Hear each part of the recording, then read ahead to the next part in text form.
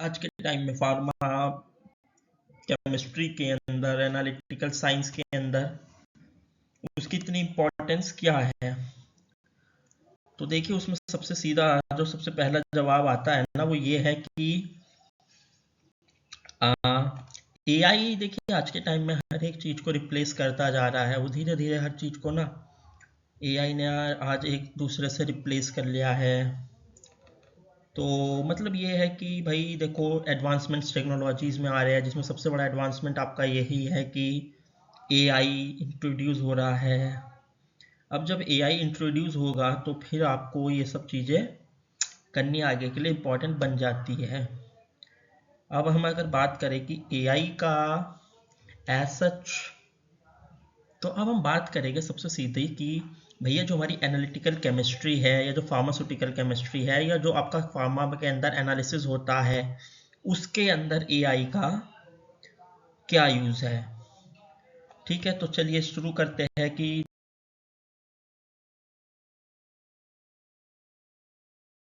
देखते हैं कि एनालिटिकल केमिस्ट्री में एआई का क्या यूज़ है। सबसे पहली चीज़ हमारे पास आती है enhancing the data acquisition and the processing with the AI. तो सबसे पहली बात हमारे पास आती है डाटा एक्विजिशन। इसमें क्या है, देखिए एआई के अंदर ना कुछ एल्गोरिथम्स होते हैं जो कि हमारे जो इंस्ट्रूमेंट के पैरामीटर है ना, उनको ऑप्टिमाइज कर लेती है, जिससे जो है वो फास्टर और मोर इफेक्टिव रिजल्ट्स दे देते हैं। अब देखिए, आपने देखा होगा कि जब हम एक चीज़ होती है कि हम टाइट्रेशंस करते हैं, या चलिए टाइट्रेशंस भी छोड़ते हैं, हम आईआर करते हैं। आईआर अगर हम नॉर्मली करें मैन्युअली तो उसमें देखिए बहुत टाइम जाता है। लेकिन वहीं अगर आप आईआर को परफॉर्म करेंगे with the help of softwares, जो आजकल नए नए सॉफ्टवेयर्स आ रहे हैं, नई नई मशीनरीज आ रही है, जिनके अंदर ऑटोमेटिकली ही ऐसा एल्गोरिथम सेट किया गया है कि आप ये सब कर सकते हैं। तो वो जो है ना बहुत ही इफेक्टिव और क्विक रिस्पॉन्ड आपको करती है। फिर इसमें अगला चीज हमारे पास आता है गाइस, डाटा प्रोसेसिंग। अगर हम बात करें कि डाटा प्रोसेसिंग एक्चुअली में है क्या, तो भाई देखो सीधी सी बात है। अब हमने कोई एक एक्सपेरिमेंट करा, उसका हमारे पास एक डाटा आ गया। अब जब हमारे पास से कोई भी डाटा आ जाता है तो हम क्या करते हैं कि अब सपोज कीजिए, चलिए छोटे डाटा को तो आप इजीली मैच कर लेते हैं, छोटे डाटा को आप इजीली कैलकुलेट कर लेते हैं, अब मैन्युअली भी कैलकुलेट कर लेंगे। लेकिन जहाँ बात करें हम बड़े डाटा की, जैसे कि मॉलिक्यूलर डॉकिंग हम करते हैं, तो मॉलिक्यूलर डॉकिंग के अंदर क्या होता है गाइस कि बहुत सारा लार्ज डाटा आपके पास आता है, जहाँ पे आपको डॉकिंग स्कोर मिलता है कि मॉलिक्यूलर वन का ये डॉकिंग 1 है, मॉलिक्यूलर 1 का डॉकिंग स्कोर 2 है, मॉलिक्यूलर 2 का 2.5 है। तो वो ये सब चीज़ें जो है आपको ध्यान में रखती है। तो इन सब चीज़ों में ना एआई बहुत ज़्यादा इंपॉर्टेंट होता है कि डाटा प्रोसेसिंग बहुत अच्छा करता है, बहुत फास्ट और एफिशिएंट डाटा प्रोसेसिंग करता है। तो इन सब चीज़ों का मतलब वो स्पेशली ध्यान रखा जाता है कि एआई इनमें क्या हेल्प करता है हम लोगों की, जिसकी वजह से हमारा जो एनालिटिकल केमिस्ट्री है वो बहुत ही ज़्यादा स्ट्रांग हो रहा है आज के टाइम। अब देखिए, आपने अभी तक क्या बात करी कि हम डाटा वेरीफाई कर रहे हैं कि हमने भैया कोई प्रैक्टिकल करा या कोई एक्सपेरिमेंट करा और उसका हमारे पास डाटा आ गया। अब हमारे पास डाटा आ गया इज द अदर थिंग। अब हमारे पास हमने सपोज करो कोई एचपीएलसी करा। अब एचपीएलसी करा तो उसमें बहुत सारी स्पेक्ट्राज आएगी। ये चलिए एचपीएलसी भी छोड़िए, उसमें तो फिर भी थोड़ी बहुत ही स्पेक्ट्रा आती है। आपने एफटीआईआर करा या आईआर करा या एटीआर करा। अब जब आपने एटीआर करा तो उसके अंदर जो है ना बहुत सारी स्पेक्ट्रा आती है, जिसमें आपको ओ ग्रुप, बहुत सारे ग्रुप्स आप उसमें देखते भी हो। तो गाइस उसमें हमें क्या करना होता है ना, आपको इन सब चीज़ों के लिए एआई का यूज़ करना पड़ता है, जो कि एक इम्पॉर्टेंट पैरामीटर बन जाता है हम लोगों के लिए कि भाई अब हमें समझ में नहीं आ रहा कि हमें स्पेक्ट्रल एनालिसिस हम ऐसे तो देख के पहचान नहीं कर सकते ना, अब हम इंटरप्रिटेशन कैसे करें। अब सपोज कीजिए आपने पिक्रिक एसिड का एनालिसिस कर दिया, FTIR आपने पिक्रिक एसिड का कर दिया, अब उसके अंदर कई सारी पीक्स आपकी आ गई, तो अब आप कैसे उसको इंटरप्रिटेट करेंगे। मैन्युअली इंटरप्रिटेशन करने में तो आपको बहुत टाइम जाएगा, तो तब आप क्या करोगे कि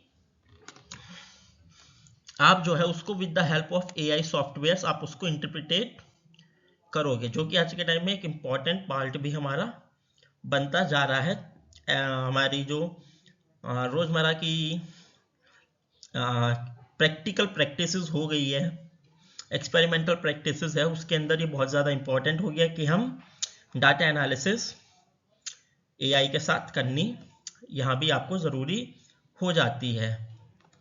तो देखो जो AI है ना, वो आज के टाइम में हर जगह इंपॉर्टेंट होती जा रही है, तो हमें मतलब ये सब चीज़ें ध्यान, sample preparation and analysis using robotics and AI, बिल्कुल।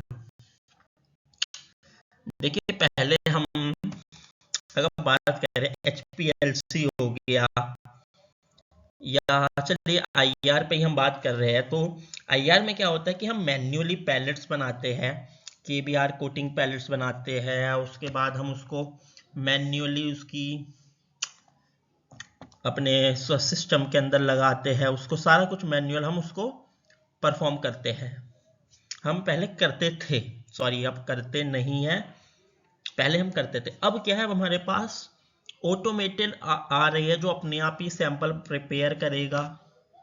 हमने कोई ड्रग फॉर्म कर दिया, हमने उसमें ड्रग रख दिया अपना, वो अपने आप ही उसको जितने अमाउंट हमने उसमें अमाउंट फिट कर दिया मशीन में, अब वो अपने आप ही वो पैलेट अपने आप ऑटोमेटिक बनाएगा। पैलेट बनाने के बाद वो अपने आप ही उसको आपके FTIR के अंदर ट्रांसफर कर देगा। ट्रांसफर करने के बाद आपको जो है वो अपने आप फिर उसकी नेमिंग वगैरह आप पहले ही कर दोगे। जब आप उसमें सैंपल डालोगे तो वो तभी आप नेमिंग वगैरह कर दोगे, कितना अमाउंट में चाहिए वो सब आप लिख दोगे, तो उस सब से जो है आपको मिल जाएगा ये, ठीक है। तो आप जब इतना कर दोगे तो फिर आपके लिए वो उतना इजी हो जाएगा कि हाँ भाई अब आप उसको आगे कंटिन्यू प्रोसीडिंग उसकी कर सकते हैं, जो कि मैं कहूँ तो एक इम्पॉर्टेंट एक्सपेक्ट भी बन जाता है धीरे धीरे इन सब चीज़ों के लिए, ठीक है गाइस। तो आई होप कि आपको यहाँ तक कोई दिक्कत ना हो। और देखिए जो फिर हम बात करते हैं तो होगा उसका ऑटोमेशन की। अब आप में से कुछ लोग मुझसे बोलोगे कि सर अगर हम कुछ भी सब मैन्युअल नहीं हो रहा, सब अपने आप मशीन कर रही है, तो क्या वो उतना एफिशिएंट होगा। देखो भाई बिल्कुल एफिशिएंट होगा वो, भाई वो एफिशिएंट होगा उसकी,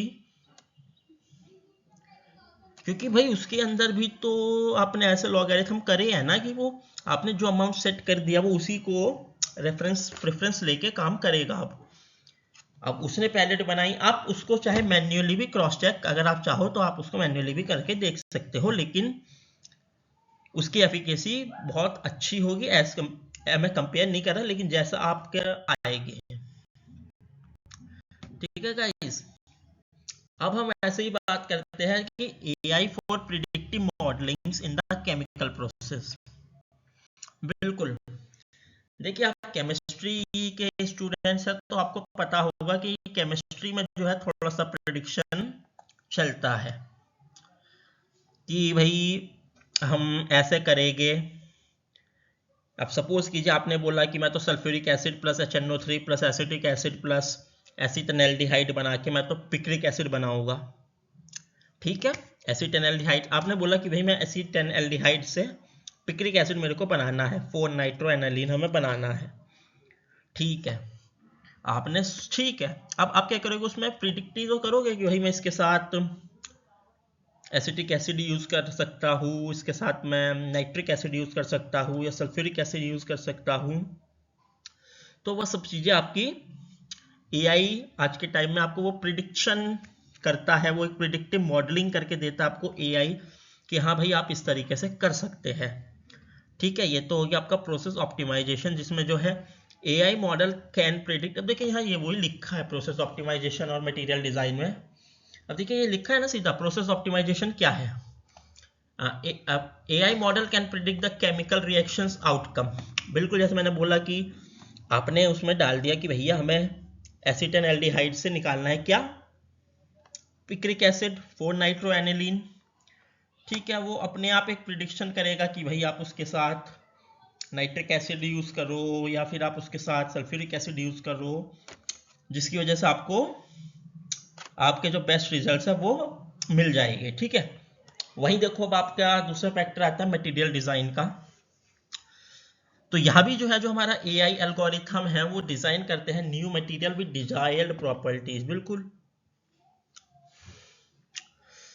and by analysing the molecular structure. अब जब आपने यहाँ प्रोसेस बना दिया, आपने एक मॉलिक्यूल तैयार कर दिया, वो उस मॉलिक्यूलर स्ट्रक्चर को बनाएंगे अपने आप अपने अंदर, फिर उसकी स्टेबिलिटी को देखते हुए किसके साथ स्टेबल है, AI अपने आप ही आपको उस चीज का आंसर दे देगा। ये कि applications of AI in the environmental monitoring.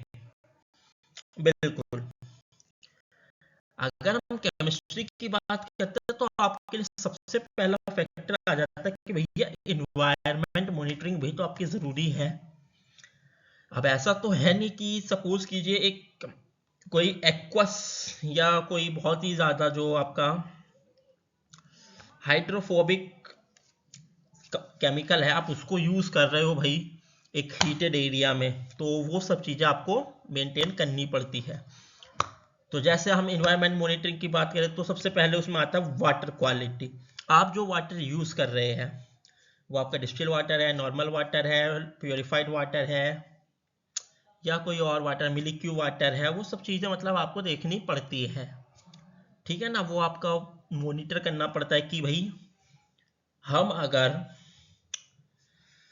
एसिटन nitrile को या हम सल्फ्यूरिक एसिड को वाटर में मिला रहे हैं तो वो प्योरीफाइड वाटर के साथ इफेक्टफुल है या मिलिक्यू वाटर के साथ इफेक्टिव है, वो चीजें। फिर एयर क्वालिटी, आप उसको जिस इन्वायरमेंट में बना रहे हो वहाँ कौन सा वहाँ एयर क्या उतना क्लीन एयर है आपके पास, वो कितना इफेक्टिव एयर आपके लिए हो सकता है, तो वो सब चीजें भी इंपॉर्टेंट हो जाती है। उसके बाद हम बात करते हैं कि एक सॉयल हेल्थ भी इसमें एक पॉइंट आ जाता है। सॉयल हेल्थ देखिए, वो आप बोलेंगे कि सॉयल हेल्थ क्यों आ रही है जब हम लेबोरेटरी में प्रोसेस कर रहे हैं। बिल्कुल, लेबोरेटरी में प्रोसेस कर रहे हैं तो सॉयल हेल्थ का कोई इतना इंपॉर्टेंट नहीं है, लेकिन कुछ चीजें ना, कुछ प्रोसेस ऐसी होती है कि आपको, जैसे आप हर्बल से कोई प्रोसेस करते हैं, हर्बल कंपाउंड से, तो वहां आपको सॉयल का नीड होता है। ठीक है ना, क्योंकि भाई आप जो न्यूट्रिएंट्स निकालना चाह रहे हो वो न्यूट्रिएंट्स तो आपके सॉयल में है ना, तो इसलिए वो आपके लिए एसेंशियल होना हो ही जाता है कि आप भैया सॉयल की भी हेल्प केमिस्ट्री के अंदर। तो ये देखो AI के साथ जो है ना, मतलब बहुत सारे चैलेंजेस आ जाते हैं। एक सबसे बड़ा चैलेंज की अगर हम बात करते हैं ना, तो डाटा क्वालिटी। देखो डाटा क्वालिटी जो है एक उसके साथ एक चैलेंज भी है, लेकिन वो एक बहुत अच्छी हमारे पास अपॉर्चुनिटी भी है। अगर हम पहले बात करें कि अपॉर्चुनिटी कैसे है, तो भाई देखो अपॉर्चुनिटी ऐसे है कि हम उसको, हमने तो सिर्फ एक रॉ डाटा आपको दिया था, उसने अपने आप ही प्रिपेयर करा वो कि उसका अपने आप इंटरप्रिटेशन कर दिया और हमें आंसर दे दिया। एक डाटा बना के उसने हमें एक ग्राफिकल रिप्रेजेंटेशन दे दिया। लेकिन इसके साथ चैलेंज क्या है? अब भाई चैलेंज ये है देखो कि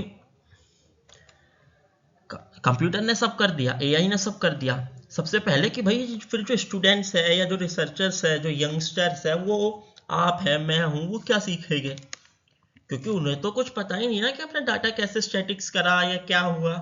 उनको तो सीधी सी चीज है कि भाई उनको उस चीज के बारे में कुछ पता ही नहीं है कि हाँ भाई ये इस तरीके से भी कुछ होता है या क्या है। तो वो एक अपने आप में चैलेंज है। फिर इंटरप्रेक्टिबिलिटी की मैं बात कर ही रहा था कि interpretation is also play important role. और बिल्कुल इंटरप्रिटेशन तो अपने आप में, देखिए इंटरप्रिटेशन करना मैं समझता हूँ सभी को आना जरूरी हो जाता है। फार्मेसी के अंदर अगर आप कुछ अच्छा करना चाहते हैं फार्मेसी में, अपने आप को एक अच्छी जगह देखना चाहते हो, तो सबसे मेन है कि आपको डाटा इंटरप्रिटेशन आना ज़रूरी है, और बहुत ज़्यादा ज़रूरी भी बन जाता है कि आपको अंडर वो होना चाहिए। अब देखिए, जो मैं ये नहीं कह रहा कि आप एआई का यूज़ मत करो, जो देखो बहुत ज़्यादा कॉम्प्लेक्स हो जाता है, जो मैन्युअली करना बहुत डिफिकल्ट होता है, आप उसी में सिर्फ अपना एआई को यूज़ कीजिए। अब एक नॉर्मल सा ड्रग है, सपोज कीजिए आपने पैरासीटामोल का FTIR करा, तो उसमें ज़रूरी नहीं है ना कि आप उसमें IR मारिए उसको या कुछ भी है, भाई ये तो आप खुद भी कर सकते हो, तो उस चीज़ को आपको ध्यान में रखना है। उसके बाद आपका अगली पॉइंट आ जाती है कोलैबोरेशन। अब गाइस, कोलैबोरेशन की मैं बात करूं तो उसमें जो है ना, आपको जो एक्सपर्ट है किसी भी चीज़ में, एक एक्सपर्ट और जो आप खुद है, उनके बीच में, मतलब एक जो एआई एप्स है और जो खुद आप एक एक्सपर्टीज अपनी लेके आते हो, उनके बीच में बहुत ज़्यादा म्यूचुअल अंडरस्टैंडिंग होनी बहुत ज़रूरी है कि भाई हमें ऐप का यहीं पे, एआई का यूज़ यहीं पे करना है। क्योंकि आज के टाइम में हम क्या देख रहे हैं कि चैट जीपीटी का यूज़ हर कोई कर रहा है। भाई आप एआई का यूज़ कीजिए, चैट जीपीटी का यूज़ कीजिए, chat GPT is not a bad, लेकिन एक लिमिट में। आप चैट जीपीटी के को अपनी इंपॉर्टेंस, आप चैट जीपीटी को ज़्यादा इंपॉर्टेंस ना देके अपने आप को मैन्युअली थोड़ा उस चीज़ में एक्सपर्टीज ला सकते हैं, ठीक है। तो एआई, हाँ तो गाइस, जैसे हम बात कर रहे हैं कि देखो आज के लिए मैं समझता हूँ ये बहुत ही, आज के टॉपिक के लिए बहुत हो चुका है, और मैं आपसे इतना ही बोलना चाहूँगा कि देखो आगे चल के आपको, जैसे एआई एनालिटिकल केमिस्ट्री के साथ कोलैबोरेशन कर रहा है, आप उसी तरह मैं चाहूँगा कि आप भी मेरे साथ कोलैबोरेट करें, जिससे जो है मैं आपके साथ और ज़्यादा टॉपिक डिस्कस कर सकूँ। और अगर मैंने अभी तक आपको जितने टॉपिक्स आपके साथ डिस्कस करे, अगर आपको उसमें कोई भी दिक्कत आती है तो आप feel free to contact me और to leave a comment, and I feel very happy if you have any query. I will resolve it very soon, as soon as possible. So guys, I hope कि आप ये enjoy करते हो मेरी videos को, और मैं एक उम्मीद करता हूँ कि आपको मेरी ये वीडियोस पसंद आए और आपके साथ मेरा इसी तरह का कोलैबोरेशन बनता रहे, ताकि मैं आपके लिए रोज़ नए नए टॉपिक्स लेकर आऊँ। एंड अब देखिए गाइस, मैं धीरे धीरे ट्राई करूँगा कि अभी मैं डेली का एक वीडियो नहीं बल्कि एक से ज़्यादा टॉपिक्स आपके साथ डिस्कस करूँ। अभी एक्चुअली मेरे साथ थोड़ा एग्ज़ाम्स मेरे आ रहे हैं, तो उसकी वजह से मैं एक टाइम में एक ही वीडियो बना पा रहा हूँ, एक ही टॉपिक आपसे डिस्कस कर पा रहा हूँ, लेकिन मैं ट्राई करूँगा कि जल्दी आपके साथ अब मैं थोड़े ज़्यादा टॉपिक डिस्कस करूँ, तो वो आपके लिए भी आसानी हो, ताकि हम ज़्यादा से ज़्यादा डिस्कशन कर सके फार्मेसी से related. So thank you guys, all the best, see you soon, goodbye.